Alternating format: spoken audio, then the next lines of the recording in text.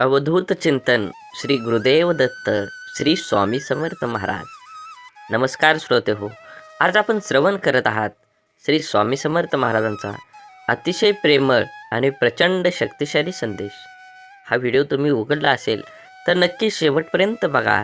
तुमच्यावर स्वामी महाराजांची कृपादृष्टी अखंड राहील आणि तुमची सर्व कामे अडकलेली पूर्ण होतील.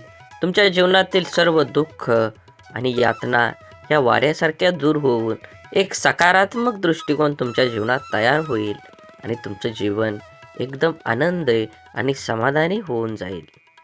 म्हणून असेच स्वामी समर्थ महाराजांचे संदेश आपल्यापर्यंत पोहोचण्यासाठी पहिल्यांदा व्हिडिओला लाईक करा. चॅनलवर नवीन असाल तर चॅनलला सबस्क्राईब करून शेजारील बेल आयकॉन नक्की प्रेस करा, जेणेकरून येणारे व्हिडिओ आपल्याला सगळ्यात पहिल्यांदा भेटतील. आणि कमेंटमध्ये श्री स्वामी समर्थ लिहायला विसरू नका. स्वामी समर्थ महाराज म्हणतात, मनात आनंद असला की सभोवताली सुद्धा सगळीकडे आनंदी आनंद दिसतो. घेतलेला निर्णय कष्टाने योग्यच करून दाखवणारे लोकच जीवनात यशस्वी होतात. जलेबी फक्त गोड नसून एक महत्त्वपूर्ण संदेशही देते की स्वतः कितीही गुंतलेलं असलं तरी दुसऱ्यांना नेहमी आनंद द्या. जात्याचा खालचा दगड स्थिर असतो आणि वरचा दगड फिरणारा असतो. दोन्ही दगड फिरणारे असते तर पीठ बनलं नसतं.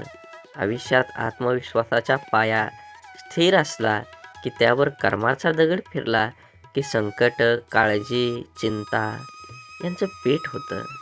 म्हणून नेहमी आनंदी, समाधानी आणि आत्मविश्वासानं जीवन व्यतीत करा. प्रतिबिंब हे उकळत्या पाण्यात कधीच दिसत नाही.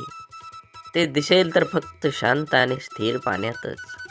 तसंच मन व विचार सैरभैर असताना मार्ग कधीच मिळत नाही. शांत व्हा, मन एकाग्र करून विचार करा. तुम्हाला तुमचा मार्ग नक्कीच सापडेल. 4 दिवस कुठे लांब जाऊन बघा, लोक तुम्हाला विसरून जातील. आयुष्यभर माणूस एका गैरसमजात असतो की मी लोकांसाठी खूप खास आहे. पण हे कटू सत्य आहे की लोकांना तुमच्या असल्याचा आणि नसल्याचा काहीही फरक पडत नाही. लोक फक्त त्यांचा फायदा असेल तेव्हा तुमची आठवण काढत असतात. म्हणून स्वतःसाठी जगून बघा. आयुष्य खूप सुंदर आहे. जीवनात आनंद घ्या. आपण विचार करत असतो, आपण कमी वेळेत जास्तीत जास्त मिळवण्याचा प्रयत्न करतो. तोडकं मोडकं प्रयत्न करतो आणि अपेक्षा मात्र खूप ठेवतो. परंतु आयुष्यात दीर्घकाळ टिकणारा आनंद देणाऱ्या गोष्टी मिळवण्यासाठी आपल्याला प्रयत्न सातत्य असावं लागतं. आपल्या देहाच्या वाटेत अनेक खचखळगे येतात, ज्यांना पार करून आपल्याला देहापर्यंत पोचायचं असतं.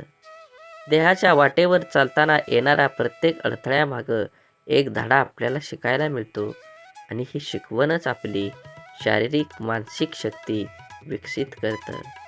त्यामुळे पुढचे 1 तास एक पाऊल टाकणं सोपं जातं. देहापर्यंत पोचण्याचा प्रवासात येणारे संकट, अडचणी यांना आपण कसे हाताळतो यावर पुढचा मार्ग अवलंबून असतो. या प्रवासात आपण स्वतःला घडवत असतो आणि एक विशिष्ट ओळख आपलीच आपल्याला होत असते. नवीन गोष्ट अनुभवता समोर येतात आणि आपलं डोकं त्या दृष्टिकोनातून विचार करायला लागतं. काय करावं, काय करू नये ही महत्त्वाची शिकवण आपल्याला मिळते. आपण ठरवलेल्या देहाचा प्रवासात खरा आपला व्यक्तिमत्व विकास होतो. मनात आत्मविश्वास निर्माण होतो. स्वतःची स्वतःला खरी ओळख होते. म्हणून आत्मविश्वास जागा ठेवा. पाहिजे ते तुम्हाला मिळवता येईल. जीवन एक अभ्यासक्रम आहे, परंतु यात सर्वांसाठी रोज नवीन आणि वेगळा पाठ असतो.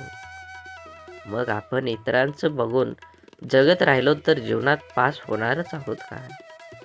कितीही विचारी, अभ्यासू व्यक्ती असली तरी कधी ना कधी कुठे ना कुठे चूक होताच असतात. जीवनात कोणतीही परिपूर्ण नाही. ज्यांनी यश मिळवलं आहे त्यांना फक्त परीक्षकासारखा न बघता सर्वांसोबत समजण्यापासून वागलं तर इतरांना द्वेष आणि रोष कमी होऊ शकतो. काही समस्या, अडचणी या सल्लामसलीने सोडवता येतात. एखाद्या शब्दाचा, गोष्टीचा आपल्या परीनेच अर्थ लावून वादविवाद वाढवण्यापेक्षा संवाद साधण्याचा प्रयत्न केला तर समस्या कमी होऊ शकतात. जीवनात सुखदुःख, यश अपयश येतच राहणार. आपल्याला वागण्यात समतोल राखता येणं खूप महत्त्वाचं असतं. माणूस प्रमाणापेक्षा जास्त अहंकारी होऊ नये म्हणून देव आपल्याला दुःख, अपयश देतो. माणसाच्या आशा, अपेक्षा, राग, अहंकार अपयशाने, दुःखाने नियंत्रित राहतात. म्हणून नेहमी आपण कोण आहोत, कसे आहोत, आपली किंमत काय आहे, जोपर्यंत आपल्याला कळत नाही तोपर्यंत आपण अनेक गोष्टी अन्याय सहन करू शकतो. पण एकदा का आपल्याला कळालं की आपण काय आहोत आणि इतर लोक आपल्याला काय समजून आपल्यासोबत कशा प्रकारे वागतात, तेव्हा आपला स्वाभिमान जागा होतो. स्वाभिमान हा प्रत्येकाजवळ असतोच, फक्त तो जागा होतो. स्वाभिमान जागा झाला पाहिजे. समोरची व्यक्ती आपल्याला अपमान फक्त त्यावेळेसच तो जागा होतो. एकदा का आपल्या मनाला ठेस लागली की आपल्याला स्वाभिमान आपल्या शांत बसू देत नाही. स्वाभिमान ही अशी गोष्ट आहे जे आपलं आयुष्य पूर्णपणे बदलू शकतं आणि बिघडूही शकतं. एखाद्या गरीबाला त्याच्या परिस्थितीवरून चिडवलं तर त्याचा स्वाभिमान जागा होतो आणि अफाट कष्ट मेहनत करून तो आपली परिस्थिती बदलवून टाकतो. पण हाच अपमान त्याने नकारात्मकतेने घेतला तर तो एका त्रागा करतो, भांडण करतो, व्यसनाच्या नादी लागून आणखी आपली परिस्थिती बिघडवून घेतो. सहन करण्याची आपली क्षमता मर्यादित असते. नात्यात, कुटुंबात, समाजात, कामाच्या ठिकाणी प्रत्येकाचा संबंध एकमेकाशी येत असतो. कोणीही परिपूर्ण नसतं. दुसऱ्यांशी बोलताना, वागताना नम्रतेनं वागलं पाहिजे. लहान सहान गोष्टींना व्यक्तीत नाराज होऊ शकतो, रागवू शकतो, दुर्लक्ष करू शकतो. पण जेव्हा माणसाच्या मनाला ठेस लागते तेव्हा मात्र तो सहन करू शकत नाही. सर्वांसोबत चांगलं वागायचं, कोणाचा अपमान करायचा नाही. कोणी आपला करत असेल तर सहन करायचा नाही. पटत असेल तर बोलायचं, पटत नसेल तर सोडून द्यायचं. उगाच वाद वाढवत बसायचा नाही. स्वाभिमानाशी तडजोड करत मिळत असलेला आदर, मान सन्मान आणि प्रेम याची किंमत शेवटी शून्यच असते. म्हणून आजच्या ह्या युगात आयुष्यात करायला खूप काही असतं. आपण अनेक गोष्टी, योजना ठरवलेल्या पण असतात. तरीही आपण यशस्वी होत नाही, कारण आपण आजवर लक्ष केंद्रित नाही. ठरवलेल्या गोष्टी करण्यात आपण आजपासून सुरुवात न करता मी उद्यापासून सर्व ठरवल्याप्रमाणे वागण्यास सुरुवात करेल ही आपली सवय, पद्धत आपल्याला अपयशी बनवते. स्वतःला बदलण्यासाठी, आयुष्यात बदल करण्यासाठी काही मिनिटं, वर्ष लागत नाही तर एक क्षण लागतो. आयुष्य महिन्यात, वर्षात न बदलता आपण दररोज घेत असलेल्या निर्णयांना, गोष्टींना ज्या क्षणापासून करायला सुरुवात करतो, लिहून, बघून आयुष्य बदलतो. कोणतीही गोष्ट करायला अगदी थोडा वेळ लागत असतो, पण आपण त्या गोष्टी करण्यास सुरुवात करण्याऐवजी मी करू शकेल का, किती वेळ लागेल, किती प्रयत्न करावे लागतील, माझा काही फायदा होईल का, मला काही मिळेल का, किती मिळेल, कधी मिळेल, या सगळ्यांचाच विचार करत बसतो आणि ती गोष्ट करण्यास सुरुवातच करत नाही. खूप पुढचा विचार करतो आणि जागेवरच राहतो.